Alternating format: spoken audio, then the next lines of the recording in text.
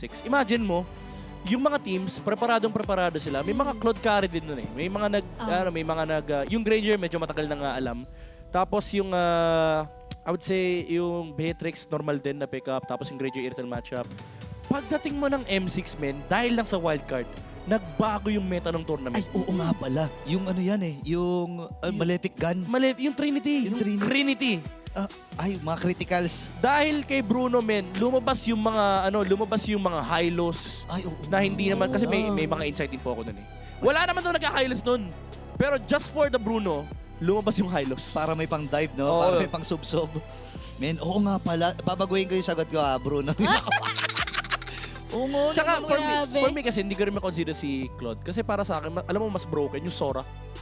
Sora tsaka Freya. Yan, dalawang broken heroes ng M7. Yes. Oo, meron pa talagang pwedeng ipantapat kay Claude. Pero yung Bruno kasi talaga, no? Wala siyang katapat. Wala Wala, talaga. mahirap. Kailangan mo iban. Iban nyo na lang. Imagine Okay, mo- i-first pick nyo. Imagine mo yung hari ng meta nung time na yun, yung Suyo Joy, Granger, hindi kaya yung Bruno. Ang sakit nun, di ba? Pag tinamaan sila lahat ng bola nun. Pinagsisipa, Oo, ano? pinagsisipa. Pero ngayon ay Flying Cloud ang ating magiging mapa. At una ng ban ay Yuzong. Wag na daw ipagamit kung hindi lang din daw kanila, no? Ang daya ng... Na. Walang ban si Sanford. Walang bawi. Wag na. Ako Sanford, men, sabihin ko, uy, binan yung Yuzong, ayaw magpalaro. Grabe, Pangit mo ka banding, kilalapas ko si Patrick. O yung Patrick niya, sobrang crazy nung Patrick niya nung huli, ah. Mm-mm. So far, 100% win rate sa M7. Yung glue? Yeah, if I'm not mistaken, 100%. Ah. Fred Or- is back. Or maybe I'm mistaken. Oh. Pero lahat na napanood yung glue nanalo. Pero, oo.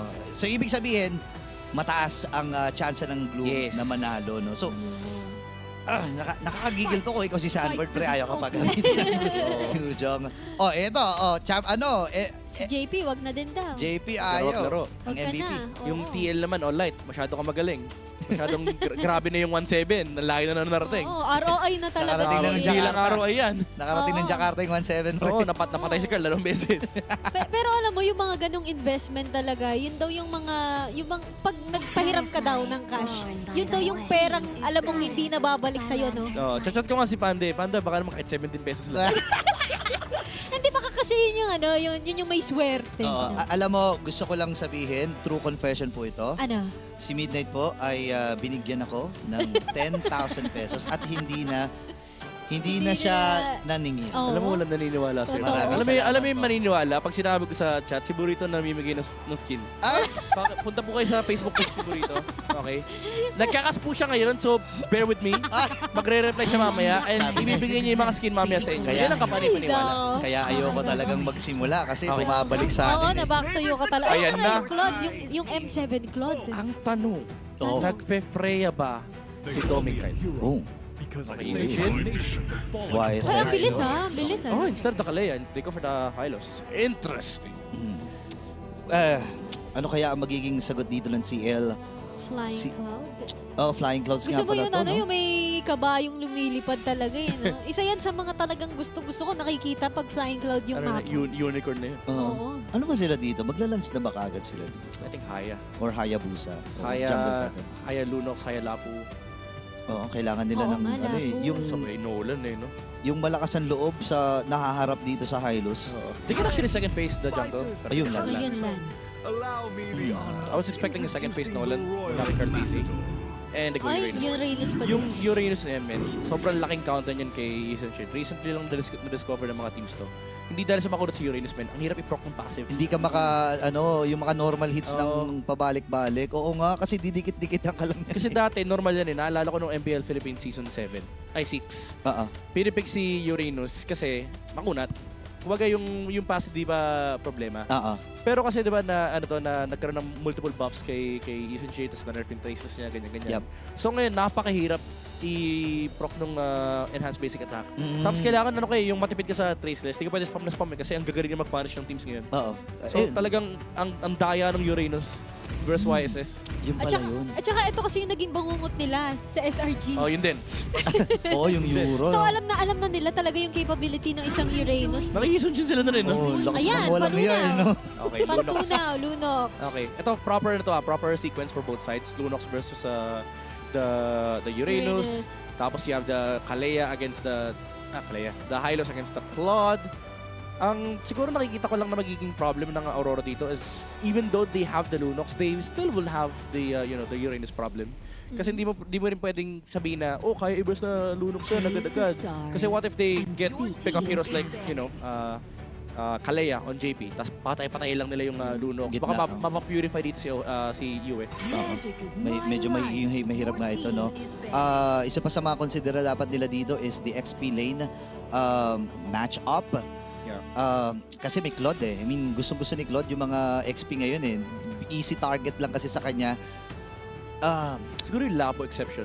Oo, kasi, tama ka doon. Yung Lapu, Kunat eh. mahirap kalaban. Tsaka pag tinamaan ka ng stun, parang tumikoy Parang katapusan mo na, no? Oo, parang, wag! Yung Kari kasi walang pake. Yung mag-i-islam, Oh. wow! Yung Kari kasi, pag tinamaan ka ng land shaker, purify ka lang, papatay mo siya. Yung Claude, wow! Tapos na-cancel yung BMI mo, no?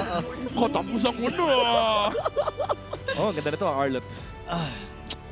Ano Tapos kaya? XP Gold pa ang wala Ano ba tira sa kanila? Aurora. Kari. Lapo, Esme. Lapu. Esme. Ayan, Esmeralda. They have a way to deal with the Uranus now. So, ngayong tanggal na yung Uranus problem, ang kailangan isipin ng TL is magbigay ng problema dito kay Lunox and isolve yung problema ng Esme. So, right now, lamang ang Aurora, I would say. Unless, Lapu? Ay, di- hindi na di- pala. XP na pala yung Uranus. highly likely that we see a Gatot here from JP. Just a normal Gatot. May Sora pa, no? Oo, meron Wait, may pa. chip! Sun rises when I give the Khalid word. ang kanilang kukunin. Ano kaya mid lane ni Sanji dito? Lilia. Lilia. Makes sense. Tagal nating inantay itong Lilia na to. Yeah. It's good against all three. Maybe not the YSS, but against Esme, against Lunox, against Hydos, it's really good.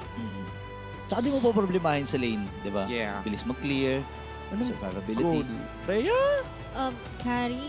Freya carry. Problema ng carry, wala kasi silang stun. Oo. CC. Hindi ba lugi? CC actually would be decent. Oo nga, no? I like CC. Hindi ba lugi ang CC sa Claude? Sakto lang. Sucks lang. Sa late game, kawawa din kasi may vengeance eh. Vengeance holder kasi, no? Nakita ko na yun eh. Hindi ko lang kung kailan. Wildcard ata yun. Pagka Blazing the Wit ng Claude, binenjon siya nung CC sa mukha. Una siyang namatay eh. Kasi sabi sino CC, naka-fighter emblem ka? Ako din! Parehas tayo. Ay! Freya nga naman. Ayan na! Grabe ka na, Midnight. Nabasa mo yun. Challenge pa lang kasi ni Midnight eh. Pag simula pa lang nito, nagpe-preya ba si Parang Dome? hindi pa rin natin nakikita, no? Yeah, First time to, first Si time. Toming Kai. First release ng Freya Gold Lane ng PH, by the way. Napakadaya kasi. Wala pa nagpe-Freya sa Oo PH. ba? Wala pa. Dati kasi sobrang Sa hirap bagay. gamitin talaga ng Freya eh. Nagkaroon ng dash eh. Ang pinakauna nag-Freya ng Pilipino, Skill BJ. Oo nga. Pero dito sa M7, si Al. PH. Oo. Si Owl. Si Al sa This wildcard. M7, oo. Ayun pala, si Owl. Nagpare na pala. Mali pala ako kanina, sorry. sa Guangzhou. Oo. Guangzhou Gaming. But this time around, let's see kung magmamarch their way in ang Team Liquid to get their stampede. Or will Aurora Gaming PH continue to shine bright this game too? Exciting tong Freya na to ha. Nakakita na tayo ng glimpse syempre sa iba't ibang mga teams. Iba't ibang mga regions na gumamit ng Freya. Yeah. Pero PH team kasi to eh. Yeah. Tsaka ang dilemma dito ng TLPH is wala silang hold. Sa dito Freya. Sa Freya. That's why they picked up the Esme as well. Even though kita na nila yung Claude and Uranus. Just to be safe, you know? Just get the Esme kasi para walang counter doon sa shields ni Freya. So if you're TLPH, it's hard to make bawi in this game. Aray ko. Oy, agang flicker. Nagkagamitan. Si Edward Busa. Nagkagamitan kagad ng flicker. Purify for Edward ay na-commit din naman niya. Pero Maganda gising ni Edward. oo nga eh. Nagbuling-buli si Sanford dito sa larong to ha. Imagine mo kung ikaw yung Team Liquid Philippines. Parang napilita ka mag-Uranus 2 games. Ganito yung ginagawa nila kay Edward nung finals. Yung game, maglapo ka lang. Maglapo. Kung ayaw mo, kukuha. Kasi may Yusyong din na threat nun eh. Oo. No? Na ginagawa ni Sanford. And yeah, for Edward, tama ka dun eh. Parang ang ganda nga talaga ng gising ni Edward dito. Yeah. Naka-tenacity kasi. Kaya gusto niyang... Kaya matapang. Kasi pag naka-festival to, depende kung sino unang makapindot ng first kill. Oo, paunahan lang talaga. Oo. Bagbakan kagad sa gitna ah. Okay, may ipit ata si Sanji. Pasok din si JP. Flicker ay na-force. Mula dito kay Yue. Yeah. ang aga ng mga komosyon dito. Classic na ikot ni Demon Kite pag nag-level 4, punta sa gitna. Mabuti na lang walang naabutan mula dito sa TL. Ano yun, pasimuno ni King Kong yun eh. Yung dalaw sa mid. Yung pag nag-level 4, no? Babangka. Si King Kong nga, level 2, dumadalaw, walang yan. Oo nga pala. 40 seconds sa mid lane, first blood eh. Para magtataka yung mid laner mo. Oh, kaya ko nito dito. Bakit may Yisun siya dito? Ba't may YSS dito? Di ba? Oh, wait lang ha. Sanji, nangalahati ang kanyang buhay. Level 4 na rin dito si Sanford. So pwede magkahawakan dito sa pagong. Medyo problema lang tong Khalid kasi hindi makaporma si Light. And I think naka-conceal boots si JP. That's why he has higher gold in XP. Pero ito na si Doming Kite pumasok sa may likuran. Look at the Valkyrie! Punishing Team Liquid and Demon Kite! Siya makakakuha ng pagong. Actually, nakakuha ng pagong si Light. Si Light pa nakakuha. Si Carl TC ang baba ng buhay. Hindi niya makukuha yung kanyang purple buff. Masayang Aurora sa kanilang mga natamasa doon. Ooh, Aurora with a snowball in the early game. Surprisingly lamang sagot ng Team Liquid. Oo nga. I don't know how. Alam mo, basta PH team pre, ang hirap talaga i-explain na yan. Ayan na, Blazing Duet ay gagamitin. Doming Kite ay maiipit. Napa-BMI na rin. Dumating si Light pero wala na siyang aabutang Doming Kite na buhay. Magandang pagbawi para sa TL. I'm actually surprised that they had enough damage within the Khalid and the Claude para mapatay nila si Doming Kite. Pero that time kasi wala rin kasi yung extra shields ni Doming Kite. And I think nahuli nila na kulang yung stacks nung Freya. So it was a kill for Team Liquid.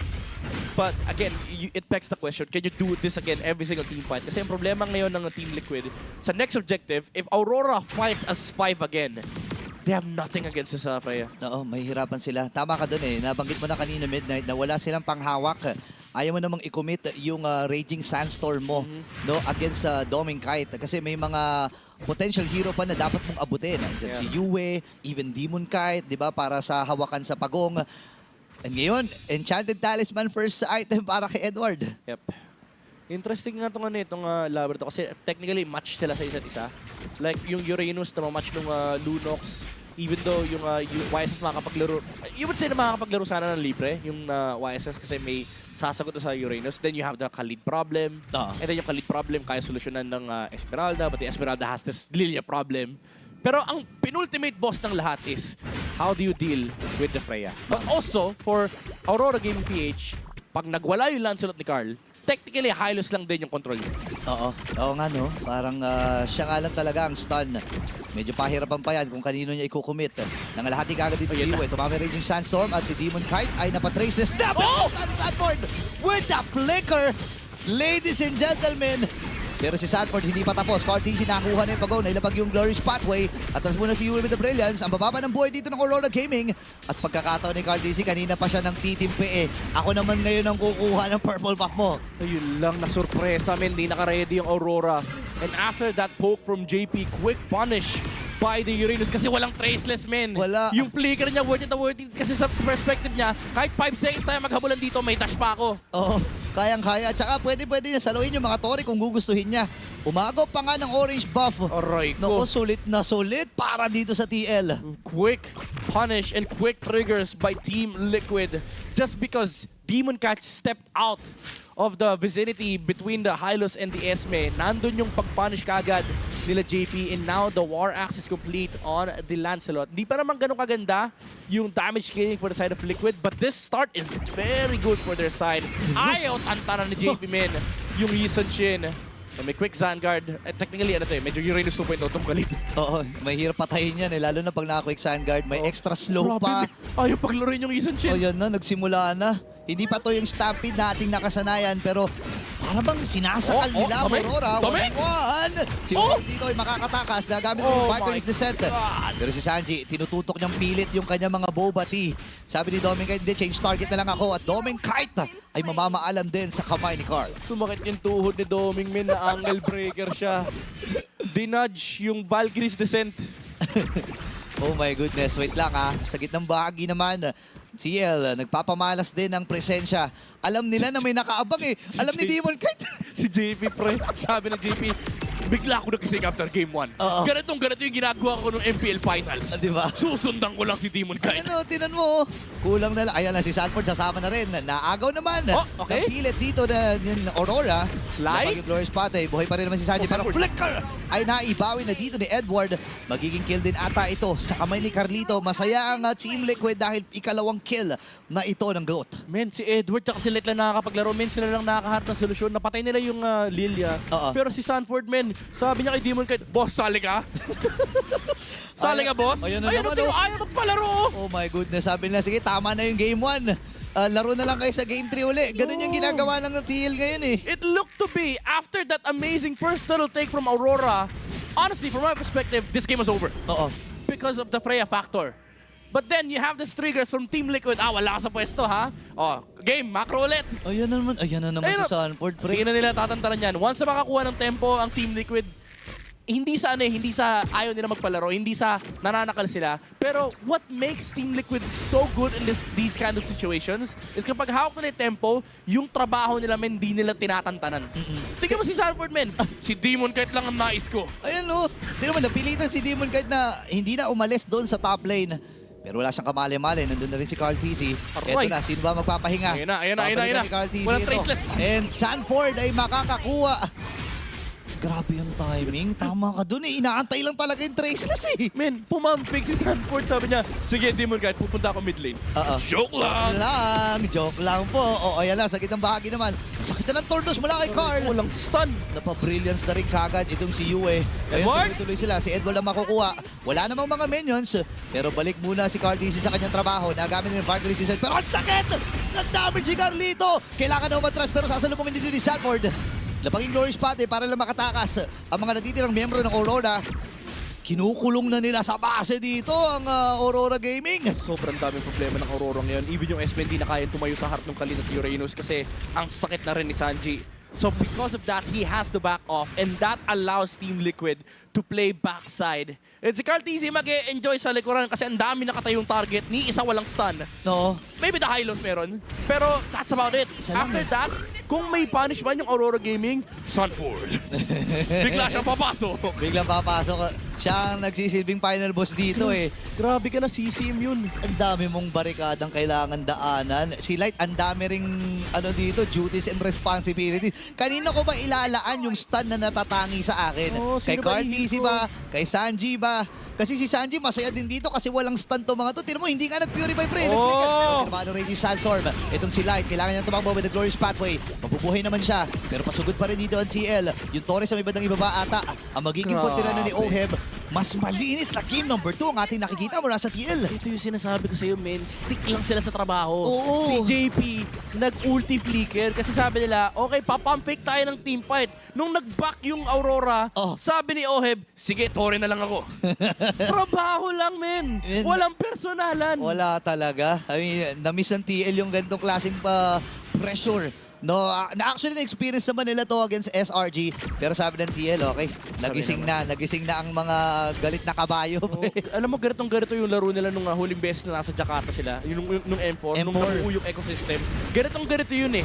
Yung papalawin ka sa teamfight, pag di ka lumaban, libre na yung objective. Khalid once again goes in with the ultimate Raging Sandstorm. Lumabas na yung Freya na pwede na mag-flicker out. Glorious Pathway, JP. nilatagnapin na si JP.